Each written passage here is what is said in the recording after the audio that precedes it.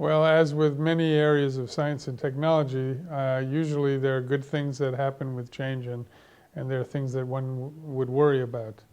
So I think it's actually an interesting editorial in the last issue of Science magazine by the current editor-in-chief, where he worries about what I was worrying about when I used to be the editor, and that was that when you have people reading online the journals, the danger to me is that the young people use the social networking and also the kind of algorithms for delivering to them what they want to see to such a degree that they only see information in their own field that they already know would be of interest to them. And we were very worried that if you don't have the experience of paging through a magazine or a journal, you won't see things just outside your field that could be really breathtaking and give you new insights.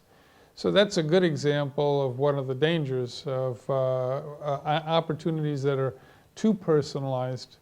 Of course, the other side of it is that if I think people can interact with each other in novel ways and not have to wait for publications, science could move faster and ideas could proliferate around the world more rapidly than if they're rigidly controlled by a set of publications. So it's, as in many cases, plus and minus. The question is, how do you guard against the minuses and improve the pluses?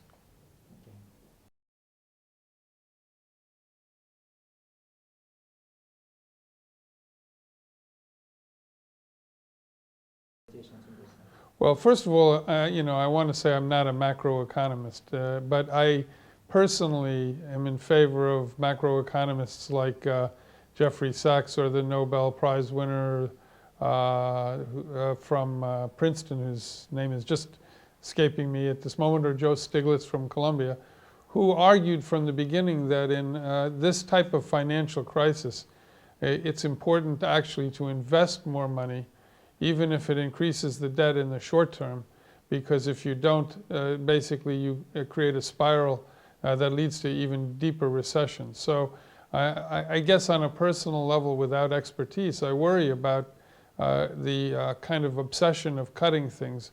So that is a danger number one. On the scientific side, I think that you can make an argument that science and technology are really the ways forward in economic development for most developed countries.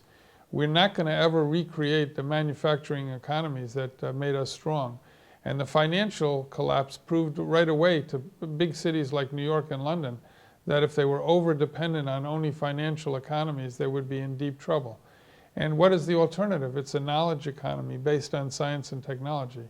So to me, it's very, very backward to actually cut the science and technology budgets. The only thing I would say I'm sympathetic to is that it is true that we need to make sure that the science and technology communities are really creating jobs and not just doing only work that may be having a payoff 20, 30 years down the road. And that requires some very innovative leadership. And we don't usually see that leadership, so some of the money could be wasted. So for me, I would say they should be increasing the amount of money, but they should be very clever at how they spend it.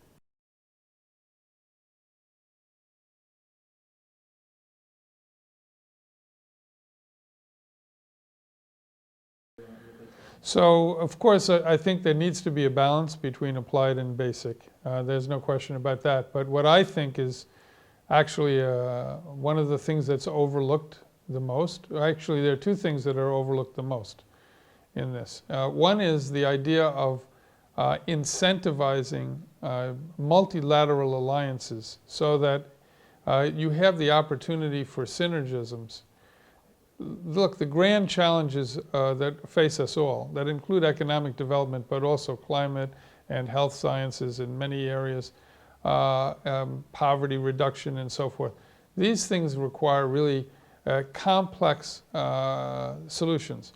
And what happens too often is that the funding is going to narrow silos with people that actually don't come together between institutions and universities, especially, and between academia and industry. So to me, one really big issue is is incentivizing with your funding new alliances that can address those kinds of problems. The second one is helping the young people, the future leaders. And that is really almost always completely lost. People invest in these big buildings and biotech centers, and the tiny investments that would make a difference in mentoring the young talent of the future are not made. And I think, to me, that's one of the most crucial mistakes that governments make.